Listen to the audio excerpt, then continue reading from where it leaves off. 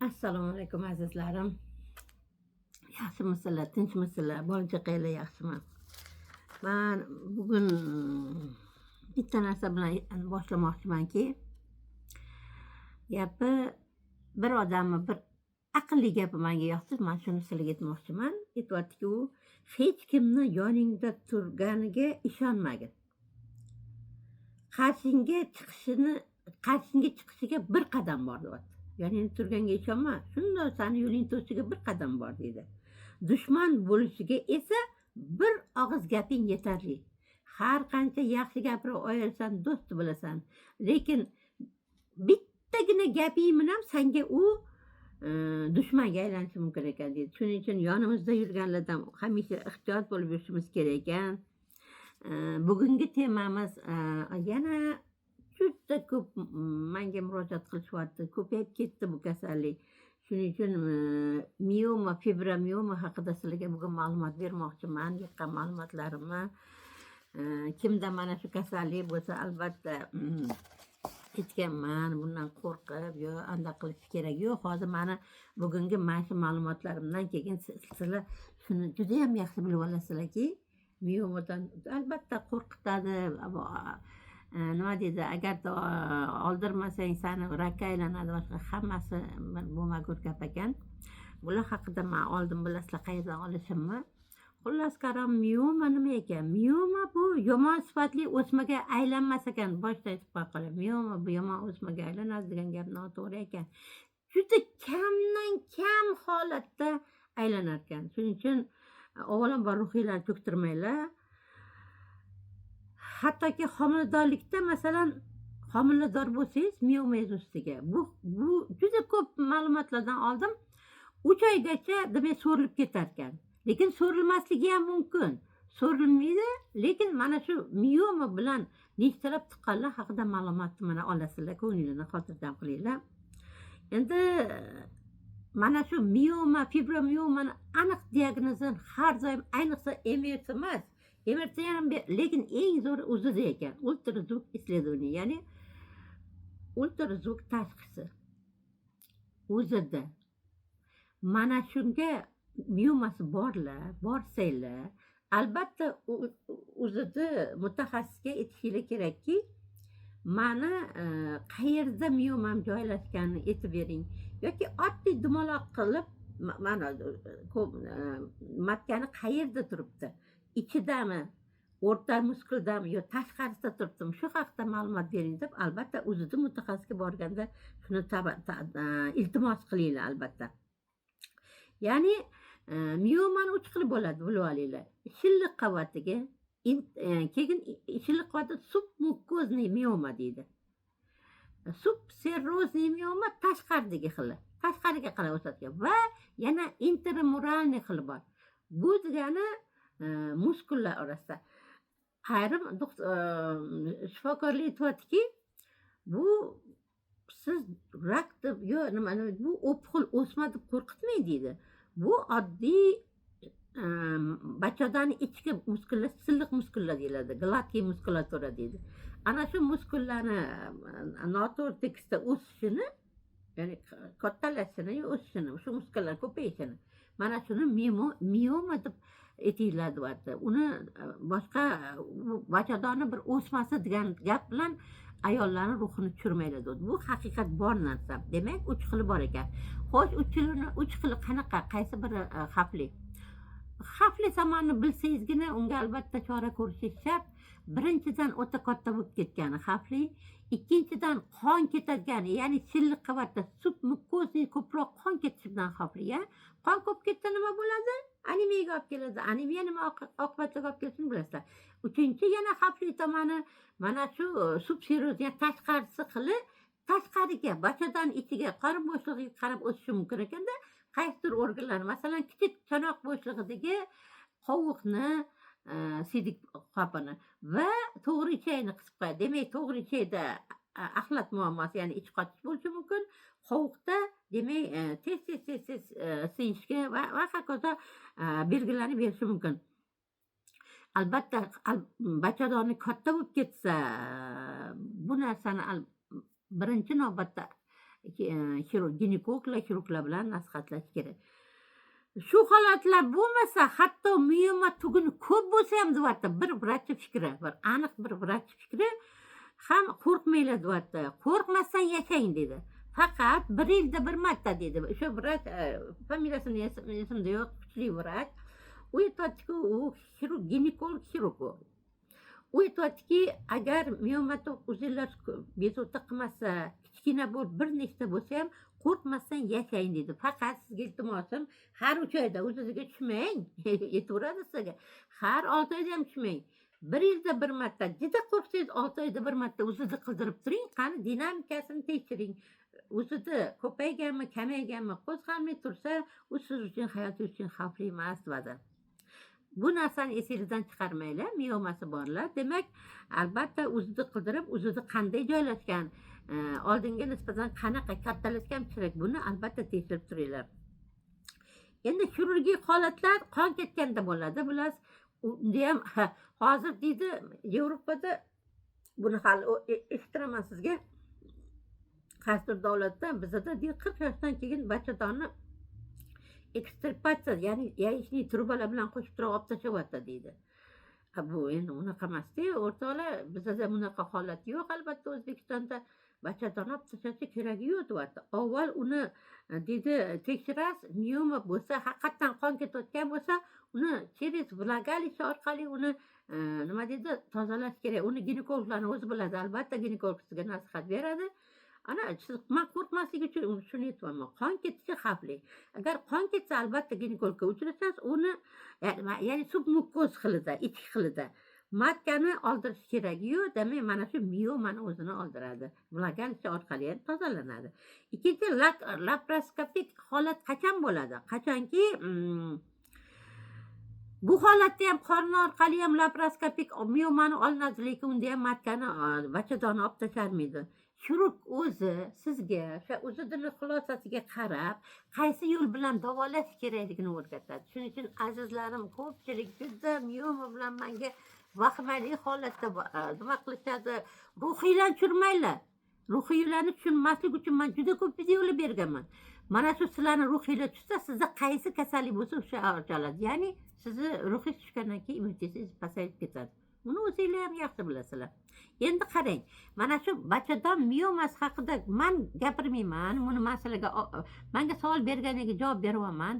Albatta ginekologga uchrashib, ginekolog nasihatdan o'ting. Men sizni oldin tinchlantirmoqchimanki, qo'rqmang. Hozir agar tekshirsa 80% ayollarda mioma chiqadi. Neni ayollar mioma bilan yuribdi hozir. Chunki ularni bezovta qilmaydi. Kichik chanoq bo'shlig'ida ham hech qanaqa muammolar yo'q. Qon ketmaydi.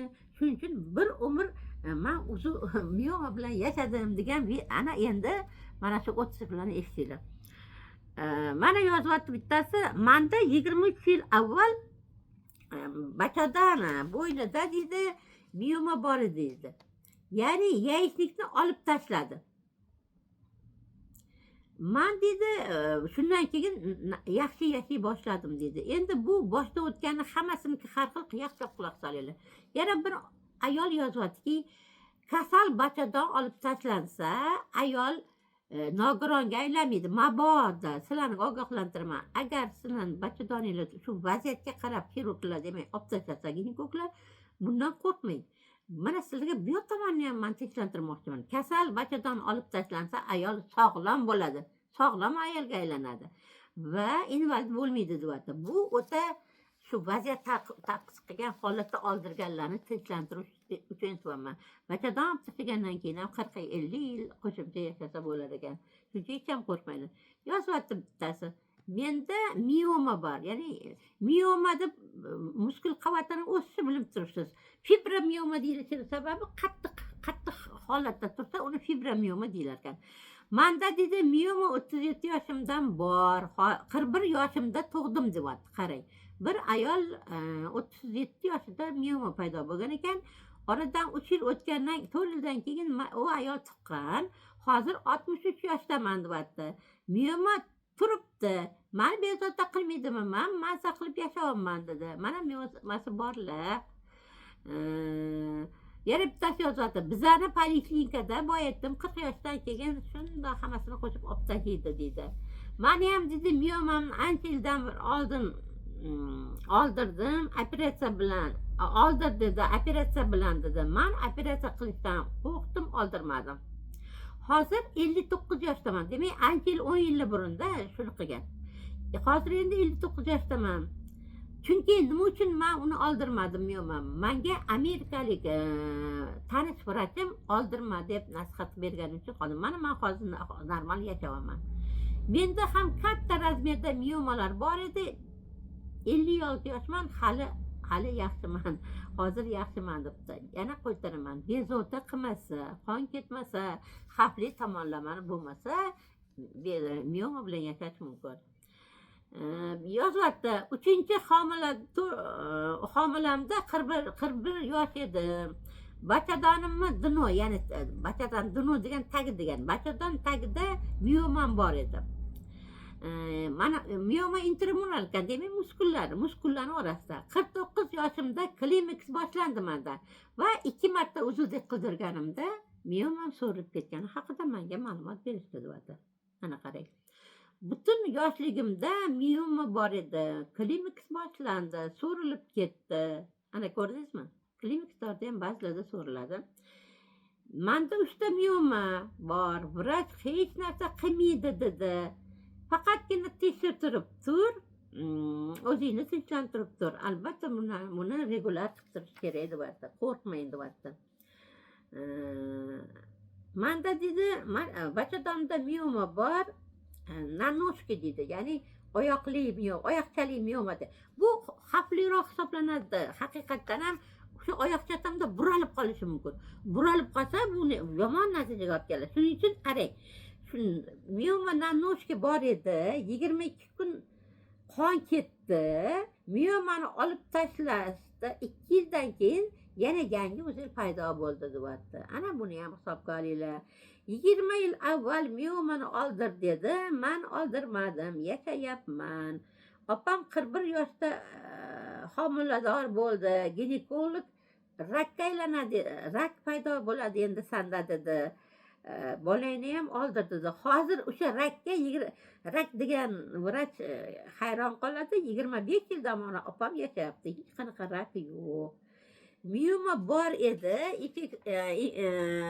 Insofli bir vrach aytdiki, menopauza kelganda, ya'ni klimaks davrida o'zi zasoxnik debdi, quriydi. Ha, uni eskanda shunday bo'ldi deyapti. Qarang, yaxshi natijalar. Shuning uchun juda tushkunlikka tushmaylar. Yana qaytaraman, juda ko'pchilikni tekshirsa miyoma chiqadi. Men bachadan miyomasi bilan egizak farzandli bo'ldim deb yozyapti bittasi. Keyin bir ayol yozyapti, 30 yil avval menda 6 ta uzil tuguncha bor edi. Vrach ahamiyat berma dedi. Qoyil vrachga. Ular o'smayapti. Chunki tekshirib turganda hozir bir xilda turibdi deydi. Men yashayapman. Keyingilarda miyoma, bachadan miyomata 10 yil bo'ldi. Miyoma bilan 8 ta bola tug'ibdi. Umumiy 15 ta tug'dim deydi. Doimiy qarang, o'ris ayoli gapi. Umumiy 15 ta tug'dim, doim o'zidini har tug'adigan mahalda o'ziga gitsam, sizda miyoma borni bilasizmi deyuradi.